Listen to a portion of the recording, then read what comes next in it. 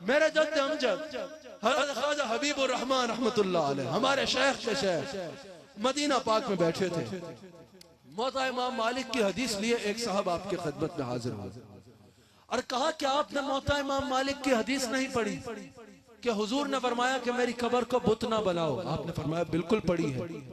آپ نے فرمایا، اس نے کہا پھر آپ لوگ یہاں آتے ایسے کرتے ہو. آپ نے فرمایا ہم کیا کرتے ہیں، تم نے اس حدیث سے کیا سمجھا؟ کہا حضور نے فرمایا میری قبر کو بت نہ بناؤ. بت بھی پتھر، قبر بھی پتھر. لوگ بت کے پاس جاتے ہیں عطا کی امید رکھتے ہیں، آپ قبر کے پاس آتے ہو اور یہاں پر آ کے جو ہے ہاتھ کو باندھتے ہو. ہم نے کہا کہ ہم کہتے ہیں سجدہ کرنا شرک ہے. شان رسالت بیان کرتے ہوئے یہ ذہن میں رکھنا اللہ معبود ہے اور حضور عبد ہے. سمجھ آئی؟ لیکن کہا کہ آپ یہاں آتے ہو عطا کی امید رکھتے ہو، ہاتھ باندھتے ہو، سر جھکا کے کھڑے ہوتے ہو، یہاں منہ کر کے تعظیم سے کھڑے ہوتے ہو. یہ بت کے ساتھ تشبیہ ہوتی ہے. حضور نے فرما دیا میری قبر کو بت نہ بناؤ، تو آپ یہاں آتے ہو اور ایسے کام کرتے ہو، یہ بتوں سے تشبیہ ہوتی ہے. یہ حضور نے منع کیا ہے. آپ نے فرمایا یہ حدیث تو ہمارا عقیدہ ثابت کرتی ہے. اس نے کہا وہ کیسے؟ آپ نے فرمایا حضور نے فرمایا میری قبر کو بت نہ بنانا، کیونکہ بت مردے کے برابر ہوتا ہے، نہ سن سکتا ہے، نہ بول سکتا ہے، نہ دیکھ سکتا ہے، نہ دے سکتا ہے. میری قبر پہ ایسے نہ آنا جیسے کسی بت یا مردے کے پاس جا رہے ہو. جب میری قبر پہ آنا تو منظارہ قبری وجبت لہو شفاعتی کا عقیدہ رکھ کے آنا.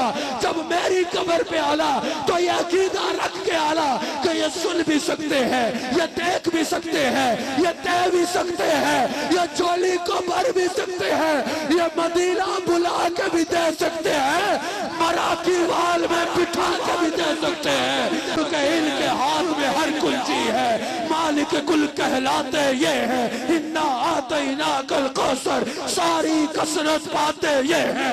رب ہے موتی، یہ ہے قاسم، رزق اس کا ہے، کھلاتے یہ ہیں، چلتی جان بجھاتے یہ ہیں، روتی آنکھ ہنساتے یہ ہیں. ماتم گھر میں ایک نظر سے شادی شادی رچاتے یہ ہیں. فیض جلیل خلیل سے پوچھو، آگ میں باغ کھلاتے یہ ہیں. لاکھ بلائے کروڑوں دشمن کون بچائے بچاتے یہ ہیں. رب ہے موتی، یہ ہے قاسم، رزق اس کا ہے، کھلاتے یہ ہیں. انا آتیناک الکوثر، ساری کثرت پاتے یہ ہیں. کثرت تک کس کی رسائی جاتے یہ ہیں، آتے یہ ہیں.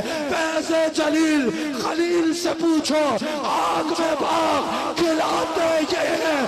جب کوئی یہ عقیدہ رکھے نا کہ سب کچھ یہ ہے تو وہ ہوتا بریلی میں ہے، لیکن اس مدینے سے کہا جاتا ہے کہ کہہ دو رضا سے خوش ہو خوش رہ، مجدہ رضا کا سناتے یہ.